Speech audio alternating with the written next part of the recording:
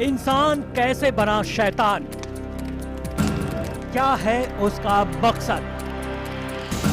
वो क्यों जल रहा है बदले की आग में? वो कौन सा मकसद है जिसे पाने के लिए वो सिद्धि चाहता है? कहते हैं इंसान बुरा नहीं होता, हालात बुरा बना देते हैं। अच्छा या बुरा, दोनों ही बनने के पीछे कोई ना कोई वजह जरूर होती है, फिर चाहे वो मजबूरी हो या मकसद। जाहिर है आप भी सोच रहे होंगे कि हम तंत्र साधना की बात करते करते कौन सी कहानी बताने लगे। लेकिन यकीन मानिए, अघोरी ने जो दास्तान हमें बताई उसे सुनने और जानने के बाद वो डरावना मंजर कुछ देर के लिए हमें बेईमानी लगा। जी हाँ, एक सीधा साधा इंसान कैसे तंत्र के जाल में फंस गया और कैसे बना वो अघोरी। क्यों उसे इंसानों से नफरत और बुरी आत्माओं से लगाव हो गया? क्यों उसने दिन के उजाले से निकलकर रात के घोर अंधेरे में अपनी दुनिया बसा ली?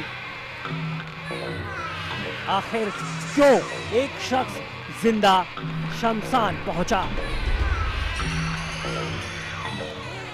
ये सवाल इसलिए है क्योंकि इन्हीं सवालों में छिपा था उसका मकसद। वो मकसद जिसने उसे अघोरी बनने पर मजबूर कर दिया।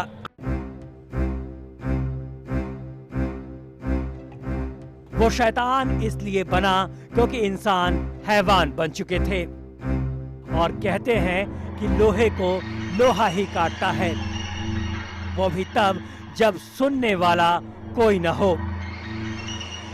वीरेन ने भी कुछ ऐसा ही किया। मामला अब से करीब 16-17 साल पहले का है, जब यूपी में औरैया के असेवा गांव में दलित वीरेंद्र अपने पिता और भाई के साथ हंसी खुशी रह रहा था। लेकिन उसे क्या पता था कि उसकी इस जिंदगी में बहुत जल्द आग लगने वाली है, वो भी महज 11 बीघा जमीन के पीछे। वीरेंद्र के पिता की जमीन पर नजर थी गांव के ही कुछ दबंगों की, जिन्होंने उसकी जमीन हथियाने के लिए न जाने कौन कौन से तरीके अपनाए। लेकिन जब बात नहीं बनी तो चंबल घाटी के इस वक्त के खूंखार डाकू रज्जन गुर्जर और उसके साथियों के साथ मिलकर वीरेंद्र के पिता का अपहरण कर हत्या कर दी गई। उस वक्त गांव में दबंगों के आगे मुंह खोलना मतलब जान से हाथ धोना था। यहाँ तक कि पुलिस ने भी मदद करने से साफ इनकार कर दिया। लेकिन वीरेंद्र के दिल में धधक रही थी बदले की आग, जिसे वो हर हाल में लेना चाहता था। वीरेंद्र और उसके भाई गांव में ही मजदूरी कर अपना पेट पालने लगे,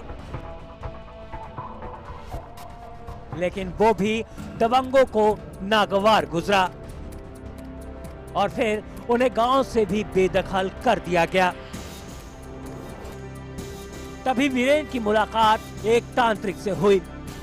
उसके तंत्र और सिद्धियों के बारे में जानने के बाद वीरेंद्र ने भी पहन लिया तंत्र का चोला और बन बैठा अघोरी।